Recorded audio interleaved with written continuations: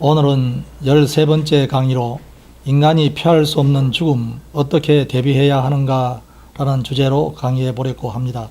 먼저 성인이나 지성인들은 죽음에 대하여 어떻게 생각하는가 한번 생각해 봅니다. 어느 날 한 제자가 공자에게 죽음에 대해 질문을 했습니다. 그때 공자는 대답하기를 나는 아직 생도 잘 모르는데 하물며 죽음이랴고 했다고 합니다. 공자는 죽음을 불가해한 것으로 보았습니다. 불교의 계조 석가모니는 죽음에 대해서 어떻게 이해하였을까요? 그는 노고병사의 불가피함을 자각함으로 철학적 명상에 들어가게 되었으며 결국 그는 죽음을 무시하는 해탈에 의해서 죽음의 공포에서 벗어나는 길을 찾았다고 합니다.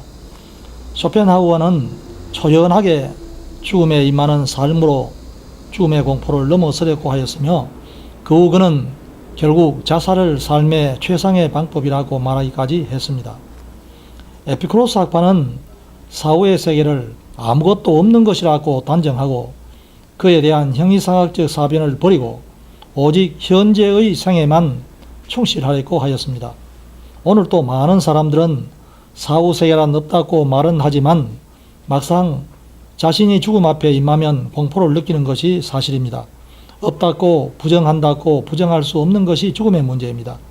죽음이란 하나님을 모르는 사람들에게는 절망과 공포를 남겨주는 것이 사실입니다. 그래서 철학자 키엘케고르는 그의 대표작 죽음에 이르는 병이란 책에서 이렇게 말합니다. 신을 떠난 인간의 상태는 죄 가운데 있으며 그것은 인간이 영원자에 연결되는 자기를 상실한 상태이며 이러한 생활을 하는 한 인간은 절망 가운데 있을 수밖에 없다. 절망이란 인간이 참된 자기가 되는 것을 거부하고 신 앞에 나서는 것을 거부하는 것이다. 절망에 대한 무지도 절망이지만 절망 가운데 머무르는 것도 절망이다. 우리는 절망을 자각함으로써 절망을 극복할 수 있다. 이것이 신앙이다. 절망이란 신을 거부하는 죄이며 이 죄는 죽음에 이르는 불치의 병이다.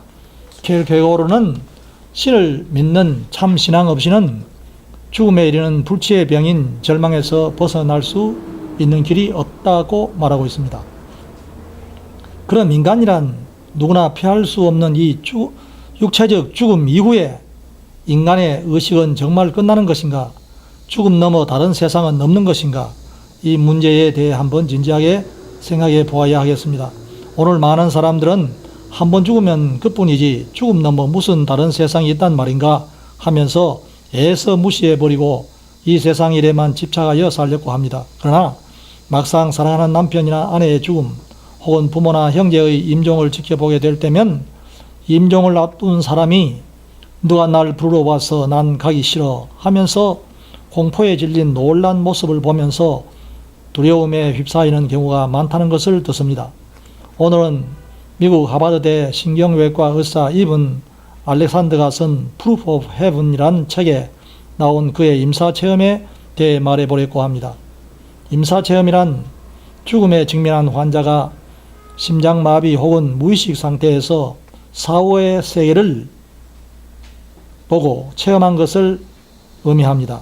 임사체험들의 내용이 모두 똑같지는 않지만 동일한 요소들이 있고 많은 부분들이 비슷하다고 합니다. 예를 들면 영적 존재들의 안내를 받아 어두운 터널이나 계곡을 통과해 지옥에 떨어져 무시무시한 고통을 체험하기도 하고 또 다른 경우는 천사라는 존재들이 죽은 사람들을 맞이해 주며 빛나고 생생한 풍경이 있는 아름다운 곳으로 안내해 줍니다.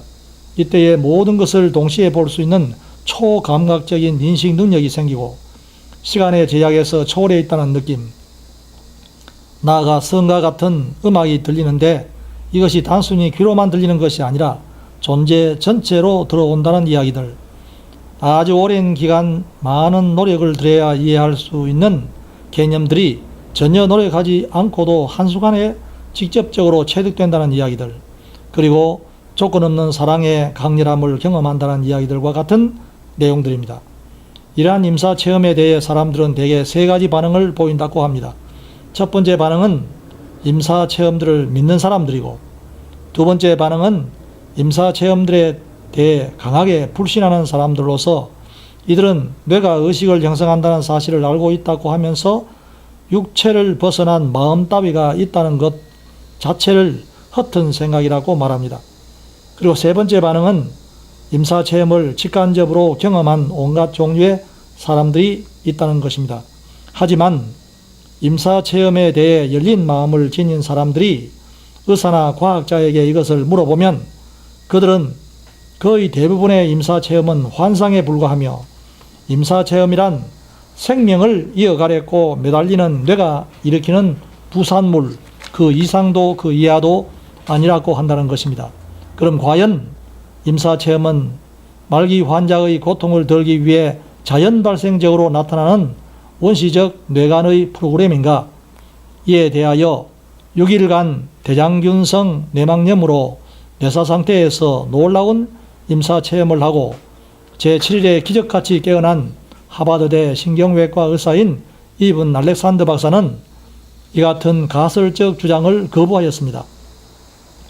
그는 수십 년간 신경외과 의사로서 쌓아올린 연구와 수술실의 실제 작업 경험 덕분에 높은 수준의 위치에서 자신에게 일어난 임사체험의 실상뿐만 아니라 그것의 의미를 판단할 수 있었다고 합니다. 그것의 의미는 실로 말할 수 없는 엄청난 것이었다고 하면서 그는 그 체험을 이렇게 말합니다.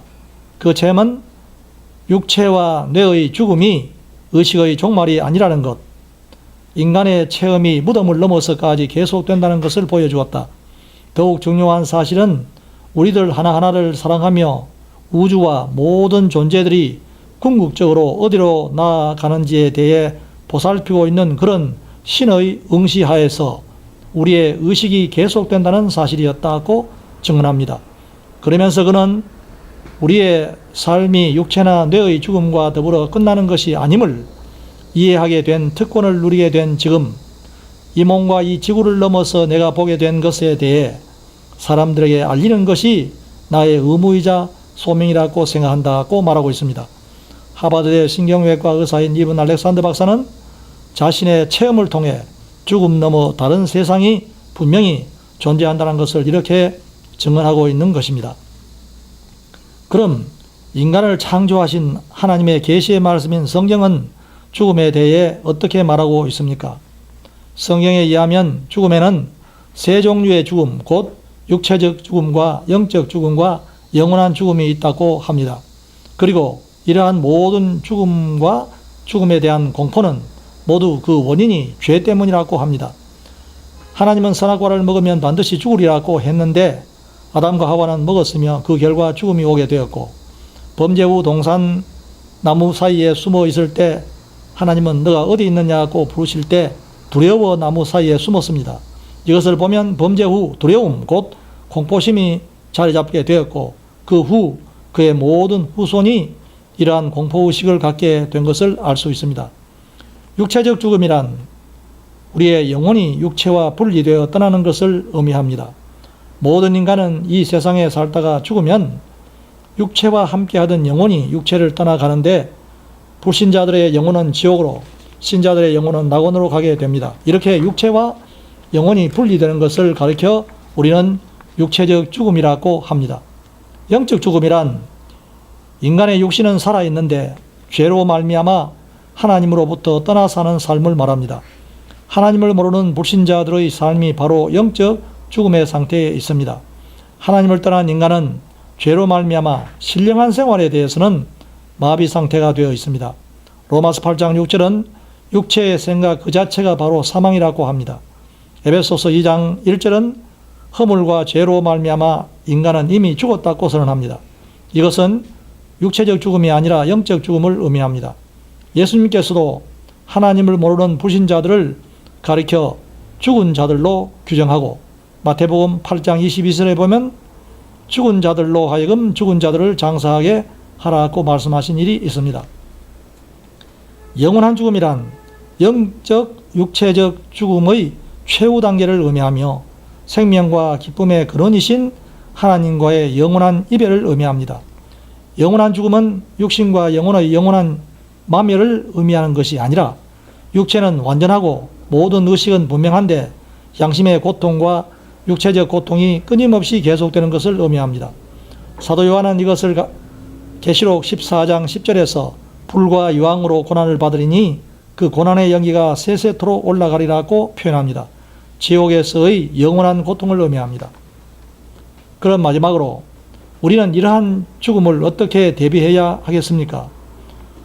죄로 말미암아 죽음과 죽음에 대한 공포가 왔으니 이 죄의 문제를 해결하는 길밖에 없습니다. 그 길은 우리 죄를 대신 짊어지시고 십자가에 죽으셨다가 3일 만에 다시 부활하여 죽지 않고 다시 사는 길을 친히 삶으로 보여주신 그분 예수 그리스도를 믿어 다시 태어나는 길밖에 없습니다.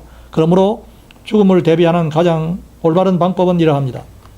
첫째, 만일 당신이 불신자라면 죽음 넘어 다른 세상이 확실히 있다는 사실을 인정하고 죽음 이후 낙원으로 갈 준비를 해야 합니다. 그 방법은 먼저 성경을 구입해서 특히 신약 성경의 복음서를 여러 번 읽으시며 하나님, 예수 그리스도가 누구신가를 알게 해 주세요 하고 기도하시기 바랍니다.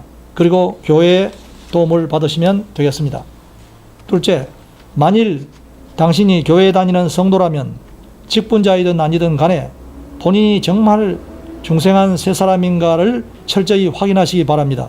왜냐하면 믿음으로 중생한 새 사람이 아니면 목사도 집사도 장로도 권사도 죽음 후에 지옥으로 가야 하기 때문입니다. 그러므로 믿음으로 중생한 사람이 되었는가가 누구에게나 생애의 가장 우선순위에 있습니다. 지금 당신이 죽으면 낙원에 간다는 확신이 있습니까? 만일 없다면 당신이 정말 믿는 사람인가를 자문해 보아야 합니다. 만일 당신이 예수님을 구주로 영접하고 그분께 삶을 의탁하고 어떤 상황에서도 그분의 인도하심과 그분의 말씀 따라 살아가려는 그런 믿음이 있다면 그 믿음은 하나님의 선물이요 이미 당신의 과거, 현재, 미래 모든 죄가 하나님의 은혜로 사유함을 받았습니다. 믿는 자가 죄 용서함을 받은 것은 오직 하나님의 은혜로 받은 선물입니다. 구원의 확신이 오지 않는 첫 번째 이유는 습관적으로 교회에 다녔지 진정으로 예수 그리스도를 믿고 그분께 내 삶을 의탁하지 않고 있기 때문입니다. 만일 당신이 이 경우라면 진지하게 회개하며 하나님께 참 믿음을 달라고 기도해야 할 것입니다. 회개는 진솔하게 하나님께 회개하고 죄 지은 사람에게 사죄하고 손해를 입혔으면 갚아야 합니다. 그리고 회개의 열매인 삶의 방향 전환이 이루어져야 할 것입니다. 구원의 확신이 오지 않는 둘째 이유는 잘못된 생각 때문에 그럴 수 있습니다. 예를 들면 나의 회개 행위가 공로가 되어 사유함을 받는 줄로 생각하기 때문에 회개는 늘 하지만 제대로 회개가 되었는지 아닌지 확신이 서지 않아 구원받았다는 확신이 오지 않는 것입니다.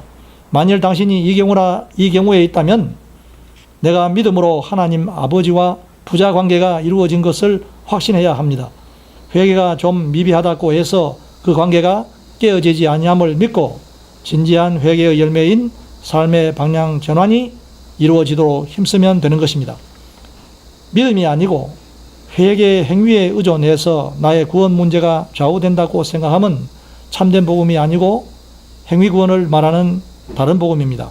이러한 다른 복음에 매여 있으면 한평생 구원의 확신을 갖지 못하고 방황하는 삶을 살 수도 있습니다.